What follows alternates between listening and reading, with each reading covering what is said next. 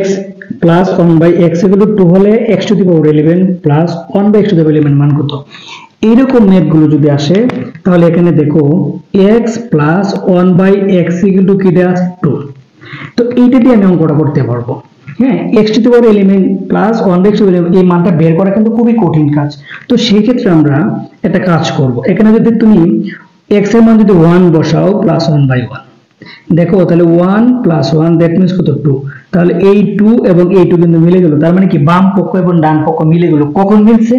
যখন তুমি x এর মানটা 1 বসাইছো। তাহলে x to the power 11 plus 1/x to the power 11। হ্যাঁ, তাহলে একটা কাজ করতে হবে, x এর মান তুমি কত বসিয়েছিলে 1, তাহলে 1 এর উপরে পাওয়ার কত 11 প্লাস 1/1 এর উপর পাওয়ার কত 11।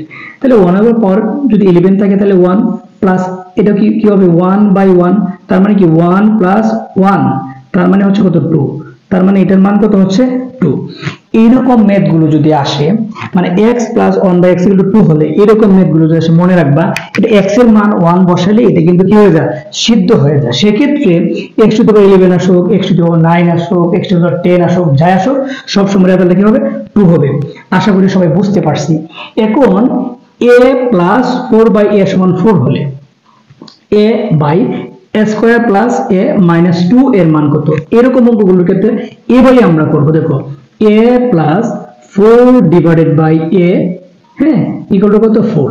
তাহলে এখানে আমি যদি a এর মানটা যদি বা a এর মানটা যদি 2 বসাই 2 প্লাস 4/2, এখানে মারামারি করলে কত হয় 2, তাহলে 2 প্লাস 2 সমান সমান কত 4। তাহলে দেখো এই বাম পক্ষ এবং ডান পক্ষ কিন্তু আমার মিলে গেল।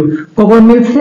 যখন তুমি a এর মানটা কত বসাইছো 2 বসাইছো। তাহলে আমার রাশিটা কি ছিল a divided by a square plus এর a মাইনাস এর 2, মান বসিয়ে দাও। এর মান কত? এর মান হচ্ছে কত 2। তাহলে 2 divided by 2 square plus 2 minus 2, মারামারি করলাম প্লাস মাইনাস কাটা গেল 2 বাই কত 4, ক্যালকুলেট করলে কত বা হাফ। আশা করি সবাই খুব সহজেই বুঝতে পারছি। সবাইকে ধন্যবাদ।